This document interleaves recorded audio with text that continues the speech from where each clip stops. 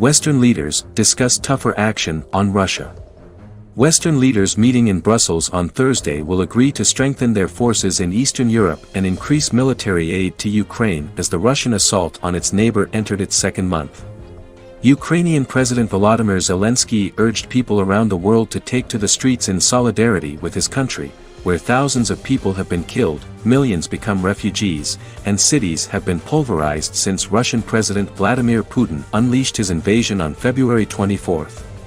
In Mariupol, the southern port city that has come to symbolize Ukraine's plight, people were burying their dead and queuing for rations in pauses in the bombing.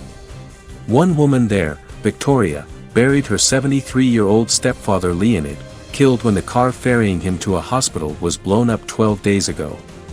This guy had taken a seat instead of me and then they all got blown up in that car, she told Reuters, pointing to the mangled remains of the vehicle. It could have been me, she sobbed. Hundreds of thousands of people have been hiding in basements in Mariupol with no running water, food, medicine, or power. Reuters reached a part of the city captured by Russian forces. No independent journalists have reported from the Ukrainian-held part of the besieged city in more than a week. Ukrainian officials say they have pushed back the invaders in other areas, including around the capital Kiev, thwarting Russian hopes of a swift victory. Ruinous. In Brussels, Western leaders will warn Putin his country will pay ruinous costs for invading Ukraine during a series of NATO, G7 and EU summits over Thursday and Friday. US President Joe Biden is among those attending.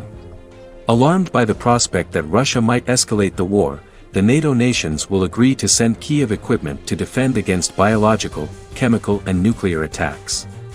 We must ensure that the decision to invade a sovereign independent country is understood to be a strategic failure that carries with it ruinous costs for Putin and Russia, Canadian Prime Minister Justin Trudeau told the EU Parliament.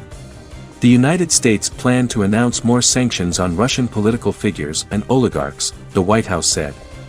The first U.S. shipment from a new, $800 million arms package for Ukraine will start flying out in the next day or so, a U.S. defense official said. Read more. NATO Secretary-General Jens Stoltenberg said the alliance would boost its forces in Eastern Europe by deploying 4 new battle groups in Bulgaria, Hungary, Romania, Slovakia.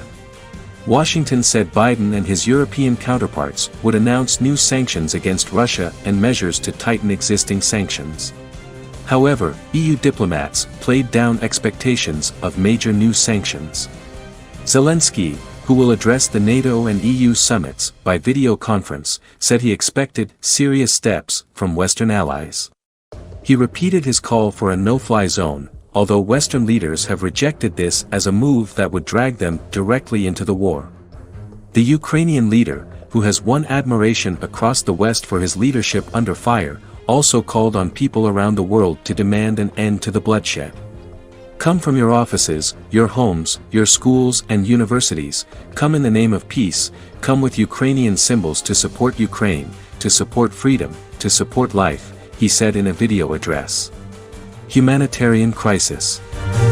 After 4 weeks of conflict, Russia has failed to seize any big city and with its ground advances seemingly stalled has engaged in aerial bombardments of cities, causing a humanitarian crisis. The Kremlin denies targeting civilians. Although the Kremlin says its operation is going to plan, Russian forces have taken heavy losses and face supply problems. Moscow calls its actions a special operation that it says is not designed to occupy territory but to destroy its southern neighbor's military capabilities and capture what it regards as dangerous nationalists. The West says this a baseless pretext for an unprovoked war. Mariupol has been worst hit. Satellite photographs from commercial firm Maxar showed massive destruction of what was once a city of 400,000 people, with residential apartment buildings in flames. In a part of the city controlled by Russian forces, more than 100 people waited patiently in line on Wednesday for boxes of food and humanitarian supplies being distributed from a truck. Angelina, a young mother of 2, said she had received bread, diapers, and baby food.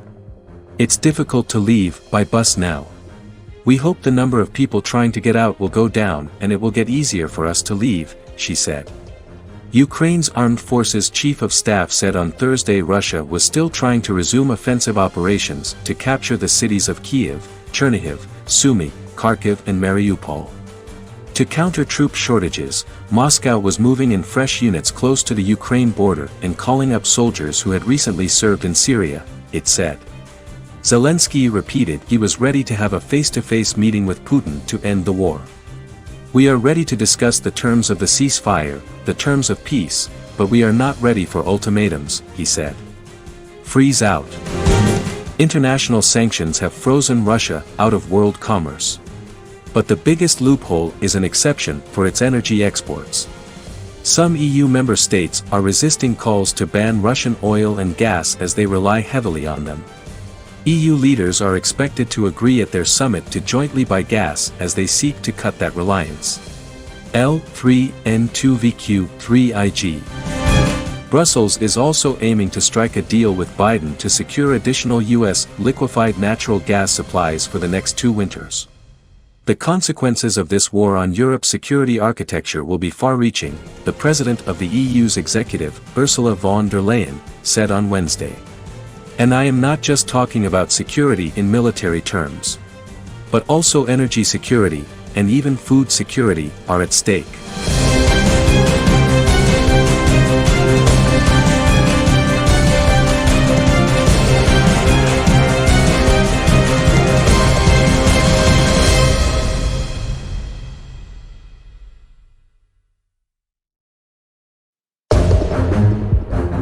Port blast dramatic moment Russian ship packed with ammo is blown up in Ukrainian port as Putin's navy flee in humiliating blow.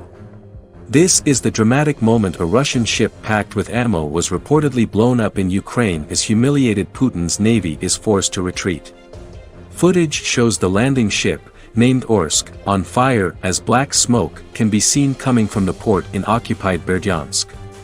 Moscow's trio of sea ships had been supporting their advance in the besieged port city of Mariupol. While Orsk sank, an ammunition on board exploded sending black smoke billowing into the sky, another Kremlin Navy ship was damaged and a third attempted to leave port before it too was obliterated. The port's fuel depot was also understood to be ablaze. The Ukrainian Navy said on a Facebook post, a large paratroop ship Orsk, of the Black Sea Fleet of occupiers was destroyed in the occupied Russian port Berdyansk, glory to Ukraine. It comes after footage showed a Russian tank completely destroyed by a Ukrainian missile amid reports Putin has lost a total of 3,330 vehicles. Russia also accidentally revealed it has lost 10,000 troops, when the figure was disclosed by a pro-Kremlin newspaper, though NATO has said that figure could be as high as 15,000. On the 29th day of the invasion, 4 missiles, including phosphorus bombs, hit Lugansk. Among 4 dead were 2 Ukrainian children. In the region of eastern Ukraine, in the disputed Donbass region, 101,526 houses across 35 towns and villages have no electricity.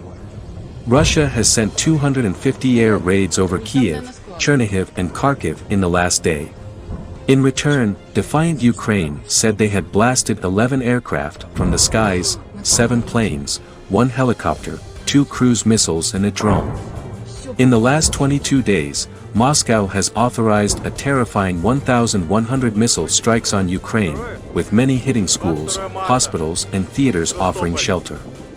Meanwhile, 7 humanitarian corridors are expected to be opened up today allowing people to flee safely, the Deputy Prime Minister has said.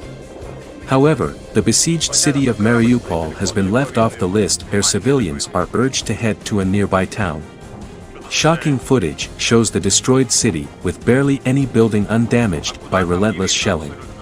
Since the invasion began, Russian troops have been pounding Ukrainian cities, but Mariupol has faced the worst of the war. Hundreds of thousands are believed to be trapped inside buildings, with no access to food, water, power or heat. Russian shells, bombs and missiles have struck a theater, an art school and other public buildings, burying hundreds of women and children sheltering in cellars. The PM said this morning that the Russian leader has crossed a red line and that the international community will increase the pressure on Putin after Zelensky's plea to step up sanctions last night. Mr. Johnson said, "We need to do more, and so we need to do more economically. Can we do more to stop him using his gold reserves, for instance, in addition to his cash reserves? What can we do more to sanction SWIFT? And then we need to do more to give the Ukrainians military support." He added, "We have a duty to help them protect themselves and their loved ones. And so the UK is stepping up again." His comments come ahead of a NATO summit in Brussels today. The Ukrainian president said in a video address, "At these three summits we will see who is our friend, who is our partner, and who sold us out and betrayed us."